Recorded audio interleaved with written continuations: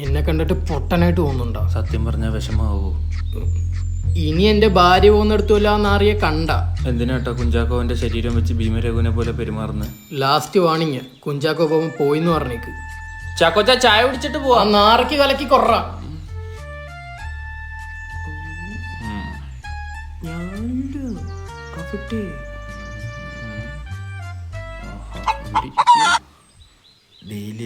പിന്നെ 50 കോടിയുടെ ബിസിനസ് ഡീലല്ലേ ഞാൻ അവിടെ നടത്തിയത്? സത്യത്തിൽ എന്നെ ആ കുട്ടി വശീകരിക്കാൻ നോക്കി, എനിക്കൊന്നും അറിയില്ല. ദേ കൊച്ചു വഴിയെടുത്തും വലിയ വഴിയെടുത്തും ഒരു കാര്യം പറഞ്ഞേക്കാം. ഇപ്പൊ 33ാമത്തെ ആളാ വീട്ടിൽ കയറി വന്ന് 2ന്റെ കോഴിത്തരം വിളമ്പുന്നത്. അത് 28 ആരുടെയാ ചോദിച്ചു? എന്റെ ഒന്നുമില്ലല്ലോ, ഈ 2 തന്തയല്ലേ നിങ്ങള്? അങ്ങനൊക്കെ ചോദിച്ചു അല്ലേ? അയ്യോ ആണ് ചേട്ടാ, എന്റേത് പ്രായത്തിന് ഞരമ്പാന്ന് പറയാം, അയഗ്രി. പക്ഷെ ഇതൊന്നും ഞരമ്പ് പൊട്ടി കിടക്കുന്ന അസുഖമാണ് മോനെ, വെരിക്കോസ്. ചികിത്സ പറഞ്ഞു തരട്ടെ? ഒരു നല്ല ഈർക്കിൽ അങ്ങോട്ട് എടുത്തിട്ട് നിങ്ങളെ എന്റെ വാവല്ലാണ്ട് വരുന്നു. നിങ്ങൾ അമ്മ മരിച്ചു പോയപ്പോ നിങ്ങൾക്ക് അമ്മയുടെ ഒരു വാത്സല്യം വേണോന്ന് എനിക്ക് തോന്നി. അയ്യോ, കേരളത്തിൽ ഇത്ര അമ്മമാരുടെ വാത്സല്യം ഞങ്ങൾക്ക് വേണ്ട. ഇനി അച്ഛൻ പെമ്പിള്ളാരുടെ പിറകെ പോവൂല. ആന്റിമാരുടെ പൊക്കോട്ടെ, പോവൂല. അതെനിക്ക് ബാധകമാണോ? ഞാൻ ചോദിച്ചോ പറല്ല. എന്തായാലും ഇത്ര ഓവറല്ല.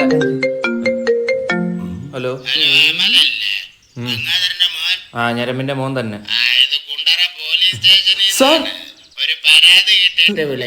കുടുംബശ്രീയിലെ 12 പെണ്ണുങ്ങളെ നോക്കി പീഡിപ്പിച്ചെന്നാണ് ആ പരാതി ഗംഗാധരനെതിരെ.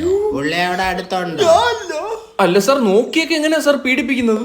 അത് തന്നെയാണ് ഇപ്പൊ ഡിപ്പാർട്ട്മെന്റും തലകുത്തി ആലോചിച്ചോണ്ടിരിക്കുന്നത്. നോക്കിയപ്പോ തന്നെ ഇങ്ങനെ അങ്ങനെ ഉരിയാടിയാലുള്ള അവസ്ഥ.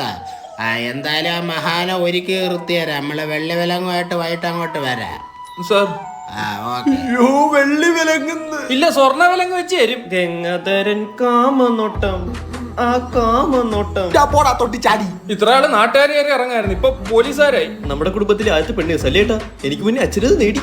Congrats dad. Thank you. അപ്പൊ പ്ലേയങ്ങൾ ഒരുങ്ങിയിരുന്നോ? വന്ന് ഹോൺ അടിക്കുമ്പോ പൊക്കോ. ചില്ലറ ഞാനൊന്നുമല്ല കാണിച്ചു വെച്ചു. ശൈലജ, ഞാനിന്ന് ഉച്ചക്ക് വന്നോട്ടെ. വൈകിട്ട് എന്നെ കൊണ്ടുപോയൊരു സ്കൂൾ വണ്ടി വരും. ഒന്നും മനസ്സിലാക്കി ശൈലജ, നീ അവസ്ഥ ഉണ്ടല്ലേ.